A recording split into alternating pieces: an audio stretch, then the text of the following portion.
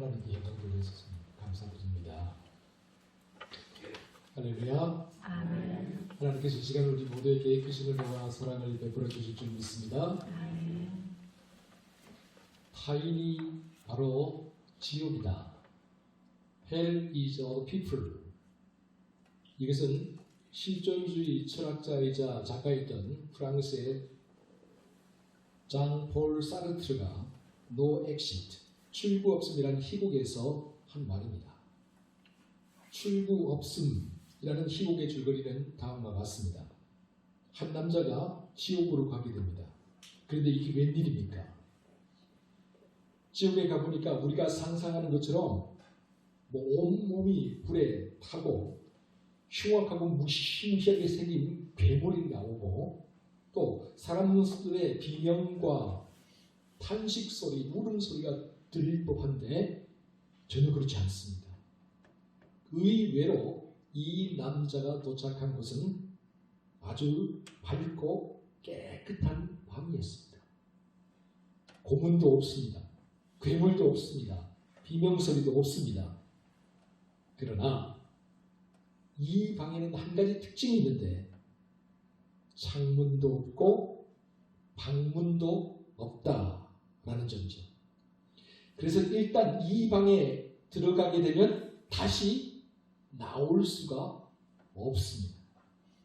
게다가 혼자가 아니었습니다. 이 방에는 2명의 여자가 더 있었습니다. 이렇게 이 세 사람은 영원히 출구도 없고 구원도 없고 소망도 없는 곳에서 서로를 미워하고 증오하고 질투하면서 다투고 싸우며 지내야 하는 것이죠. 게다가 언제 어디서도 다른 사람들의 시선을 벗어날 수가 없습니다.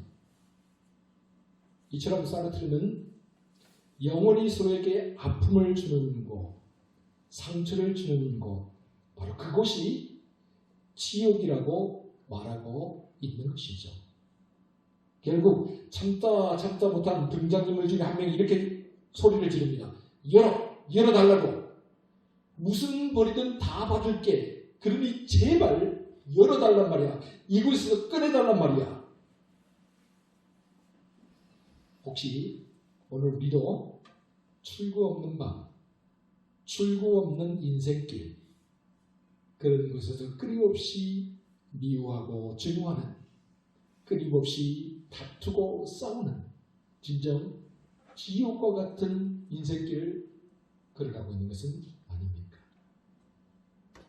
그리고 보면 우리의 삶이라는 것이요, 우리가 어떤 사람을 만나느냐에 따라서 크게 좌우되는 것을 볼 수가 있습니다.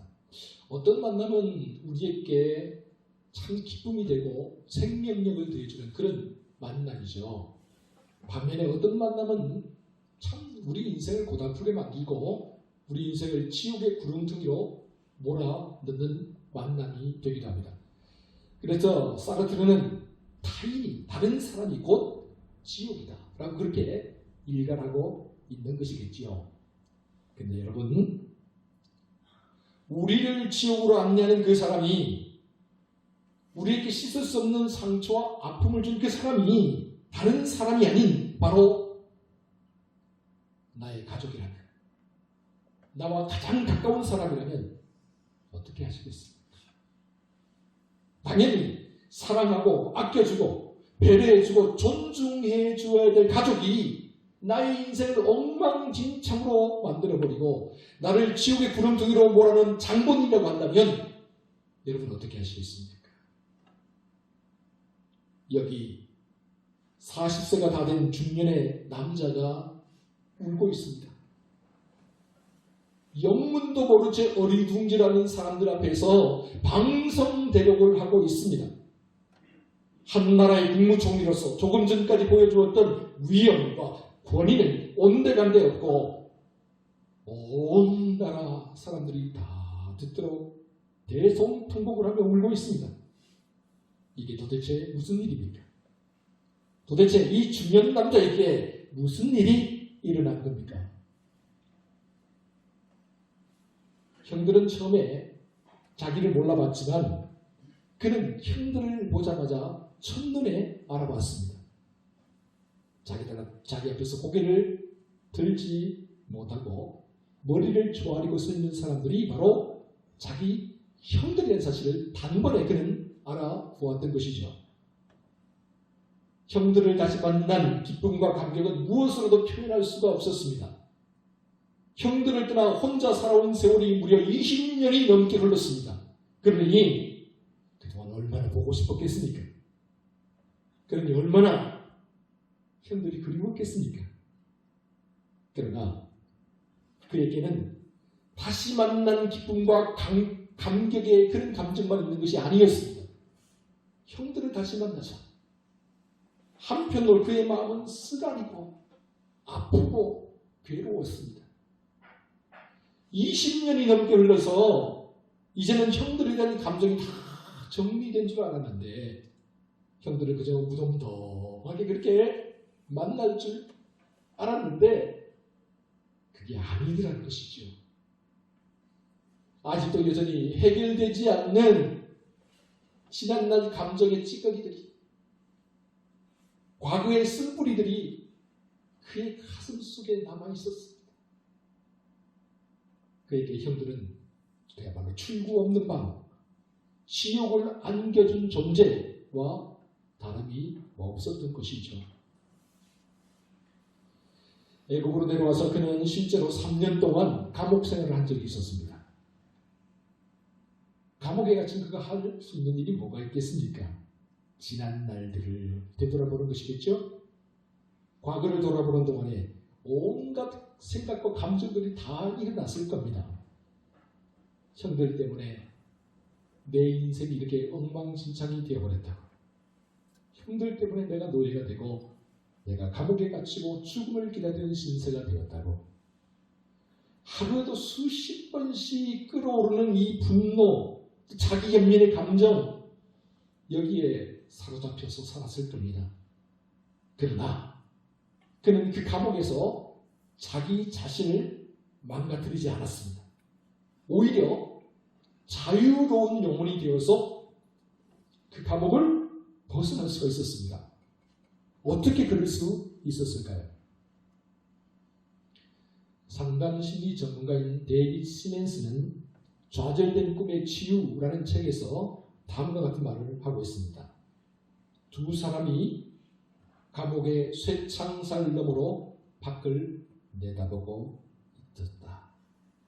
그런데 한 사람은 진흙탕을 보았고 다른 한 사람은 별을 보았다.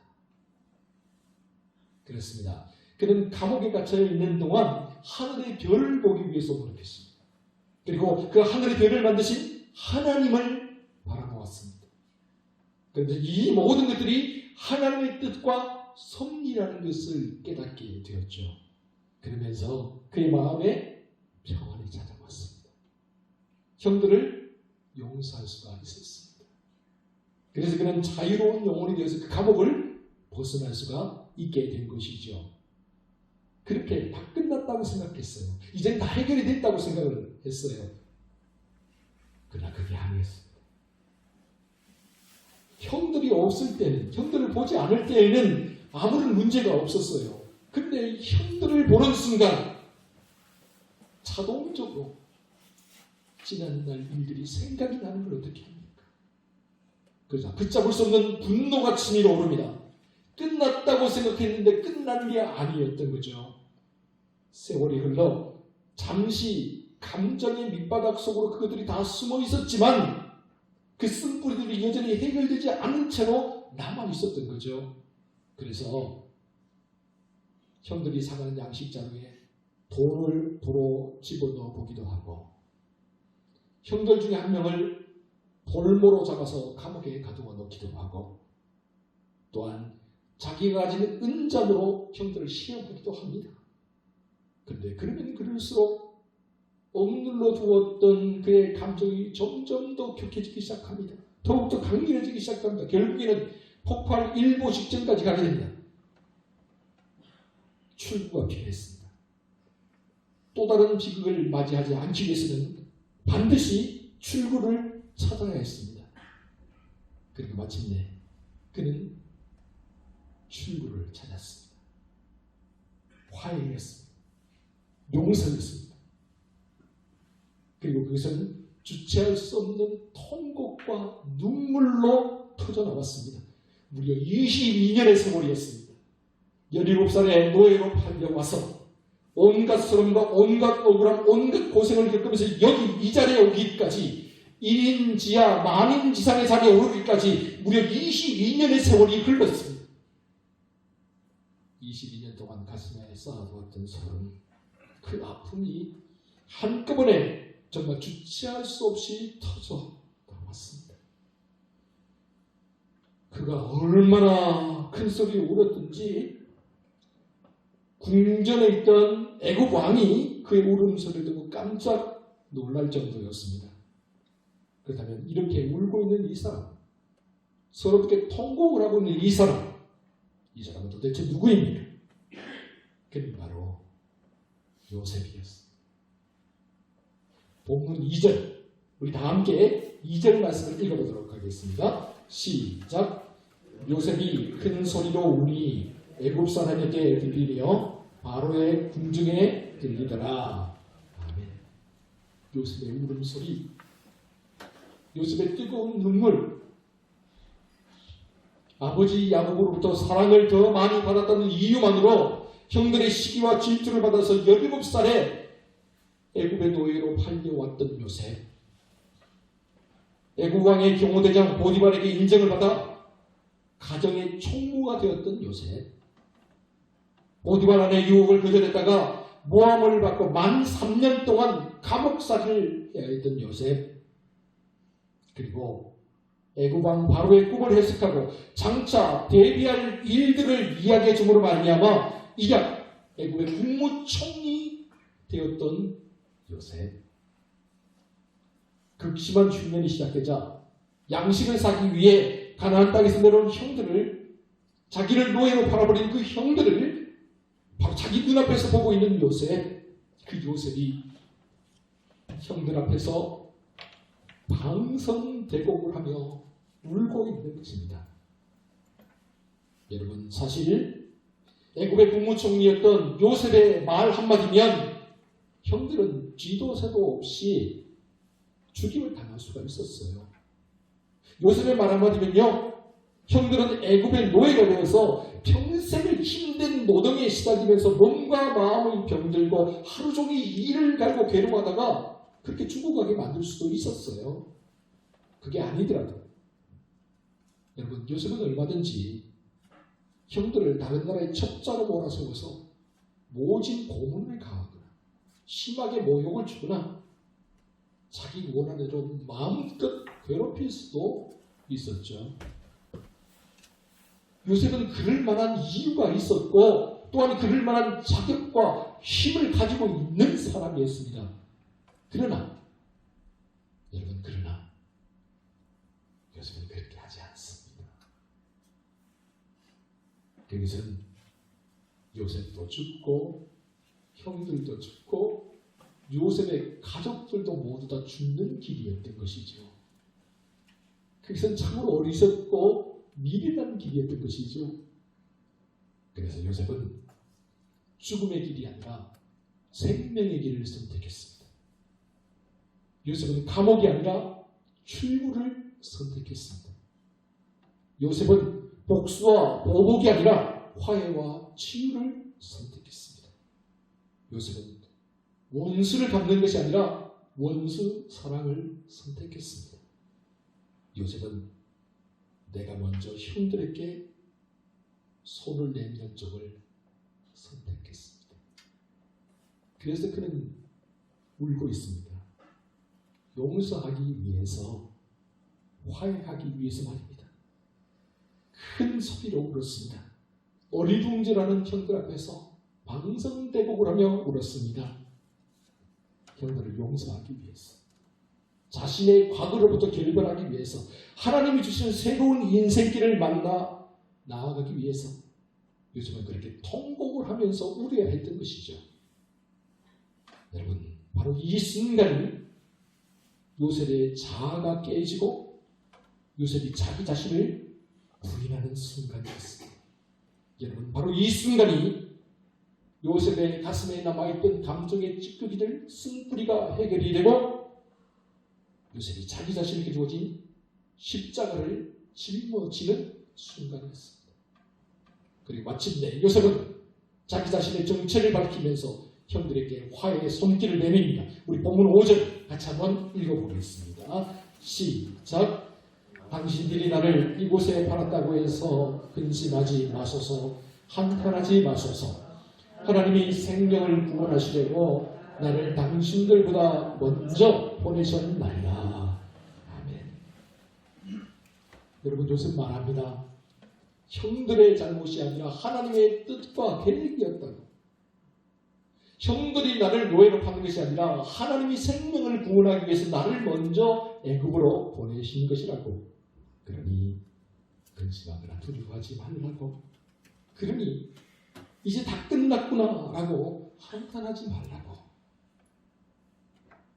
이처럼 요셉이 형들을 향한 용서는 일방통행이었지만 그러나 그는 형들과 함께 쌍방통행의 화해를 원했던 것입니다. 용서는 한쪽에서 일방적으로 시행하는 것이지만 화해하기 위해서는 쌍방이 함께 한 자리에 모이고 마음을 터 놓아야 하기 때문입니다.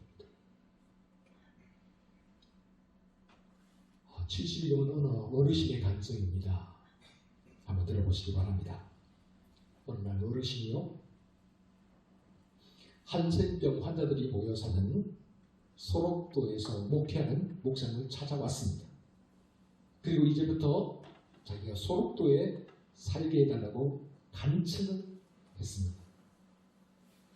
그래서 목사님 물었죠. 왜 어르신께서 소록도에 굳이 들어와서 살려고 하십니까? 그래서 어르신이 자기가 살아온 인생길을 쭉 이야기하기 시작합니다. 어르신에게 10명의 자녀들이 있었습니다. 근데 그 중에 한 아들이 11살 때 한센병에 걸렸습니다. 문둥병이죠. 아주 오래전 일이라 그가 할 수 있는 일은 한센병에 걸린 아들을 격리시키는 것밖에, 그 당시에는 약도 없었으니까요. 그것밖에 할 수가 없었습니다. 근데 그때만 해도 교통이 불편해서 소록도를 가져가는데 무척 힘이 들었어요. 소록도로 가는 길에 아들이 너무 지쳐서 11살 된 아들이 그냥 보러 떨어져서 잠을 자는 거예요. 그 모습을 보는 순간 이대로 살아서 뭐하겠냐, 살아는 것도 제대로 못하는데 살아서 뭐하겠냐, 그렇게 생각이 들어서요 옆에 있던 커다란 돌멩이를 집어들었어요. 그리고 잠을 자고 있는 아들을 향해서 힘껏 던졌어요. 그런데 그 돌이 빗나갔죠. 그래서 다시 그 돌을 집어들었어요. 그리고 다시 아들을 향해 내려 던지려고 하는데 차마 던질 수 없는, 차마 아들을 향해서 이 돌을 던질 수가 없어서 내려놓았죠. 그렇게 아들을 데리고 소록도로 들어가기 위해 녹동 선착장에 도착을 하게 됩니다. 그러나 소록도로 가는 배를 타기 위해 기다리는 사람들을 보니까요, 눈썹이 다 빠진 사람들, 코가 뭉클거려진 사람들, 손이 손가락이 없이 이렇게 뭉클거려진 사람들, 그런 사람들이 대부분이고요. 붕대로 칭칭 감고 있는 냄새가, 근데 자기 아들은 멀쩡하잖아요. 아직까지 멀쩡하잖아요. 그래서 망설이다가 이 배를 타지 못하고 놓칩니다. 그리고 아들에게 말을 합니다. 얘야, 저런 모습으로 살아서 뭐하겠냐, 차라리 함께 죽어버리자. 그래서 아들의 손을 붙잡고 그가 바다로 들어갑니다. 근데 그 바닷물이 거의 아들 가슴 이렇게 차오를 때쯤 갑자기 아들이 이 아버지를 바다 밖으로 밀쳐내기 시작하는 거예요. 그러면서 이런 말을 합니다. 문둥이가 된 건 난데 왜 아버지까지 죽어야 해요? 아버지가 죽으면 엄마와 다른 형제들은 어떻게 살아요? 결국 그는 방안에서 나와 아들과 함께 소록도로 들어갔습니다. 아들만 소록도에 남겨두고 눈물을 흘리며 아버지의 이름 부르는 아들만 남겨두고 혼자 집으로 돌아옵니다. 그리고 속으로 이렇게 말합니다. 얘야, 못난 애비를 용서하지 말아라. 자식을 버린 애비를 용서하지 말아라. 그렇게 수십 년이 흘렀어요. 이제 이 아들이 죽었겠지 생각하고 다시는 생각하지 않고 그렇게 살았어요. 남은 자식 9명, 그 자식들 잘 키워서 대학도 보냈습니다. 결혼도 다 했어요. 손자 손녀도 다 낳았어요. 여기 아내가 세상을 떠났습니다. 큰아들이 같이 살자고 했어요. 재산을 정리해서 큰아들 집으로 들어갔습니다. 그런데 어느 날 큰아들과 작은 다툼이 있었는데 큰아들이 이렇게 말을 합니다. 아버지, 큰아들만 아들입니까? 왜 우리 집에서만 살아요? 그렇게 달려들더랍니다. 그날 아무 말 없이 짐을 꾸려서 둘째 아들 집으로 갔습니다. 그런데 둘째도 셋째도 넷째도 마지막 자녀까지 다 마찬가지였습니다. 허탈한 마음으로 시골로 내려오면서 이제 죽자. 이제 인생 여기서 끝내자.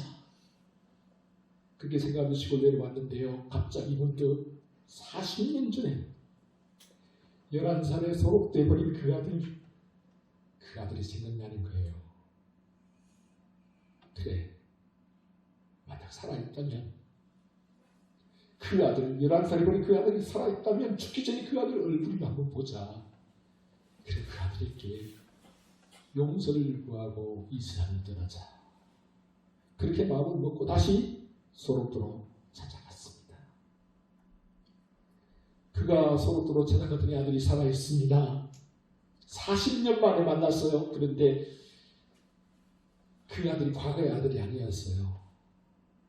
늙은 자기보다 더 늙어 보이는 거죠. 그러나 눈빛만큼은 맑고 투명해. 그래서 다시 만난 아들의 손을 붙잡고 이렇게 말을 합니다.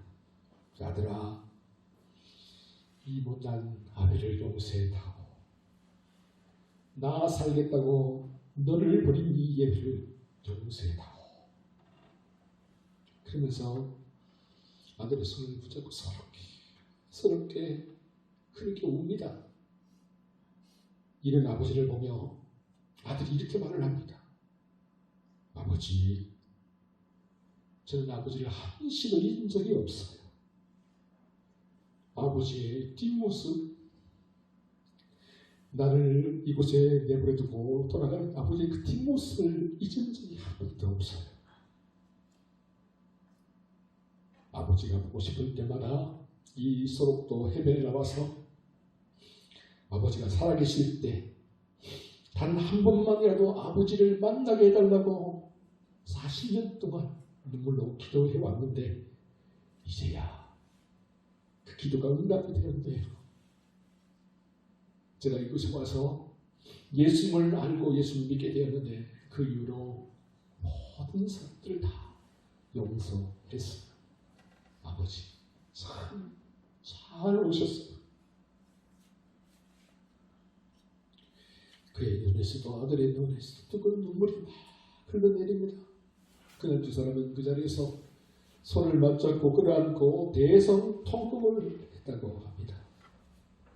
그리고 그는 그제서야 온 정성을 다 쏟아갖고 9개의 화초보다 쓸모없다고 버려야 된다고 생각한 그 단 하나의 화초가 더 푸르고 싱싱하게 잘 자랐다는 사실을 깨닫게 되었습니다. 그래서 예수님, 그분이 누군지 잘 모르겠지만 내 아들을 이렇게 변화시킨 분이라면 나도 한번 예수님을 믿어봐야겠다. 굳게 결심하고 목사님을 찾아오는 것이지요.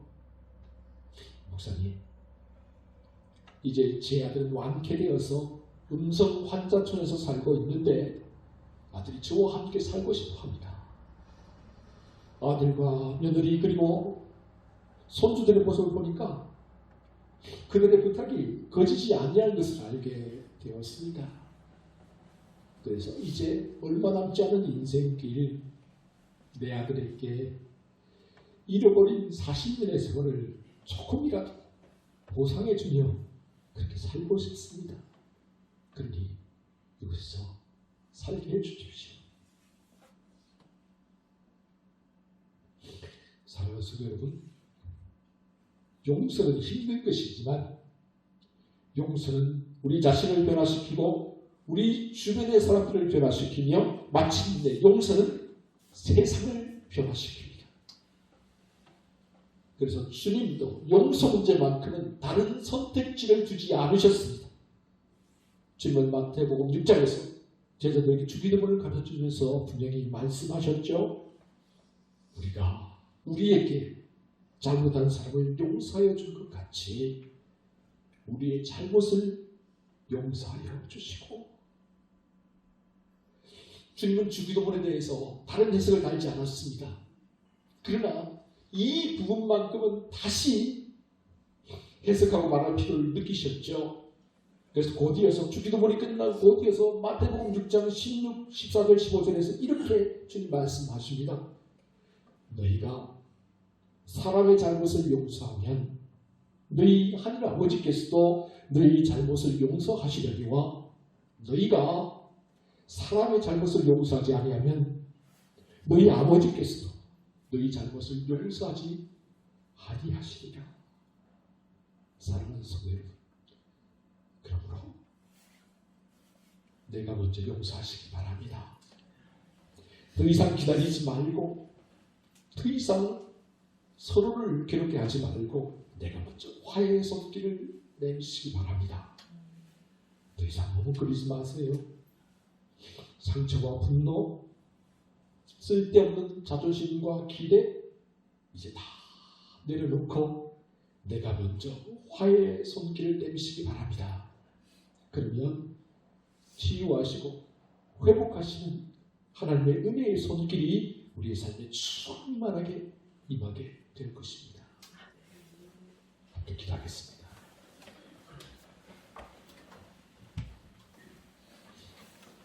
용서의 주님, 주님을 십자가에 못 박는 사람들을 향해서 아버지, 저들을 용서하여 주옵소서. 저들은 지금 자기들이 하는 일이 무엇인지 알지 못하기 때문입니다. 용서의 본을 보여주신 주님, 우리도 용서하게 하시고 화해하게 하여 주옵소서.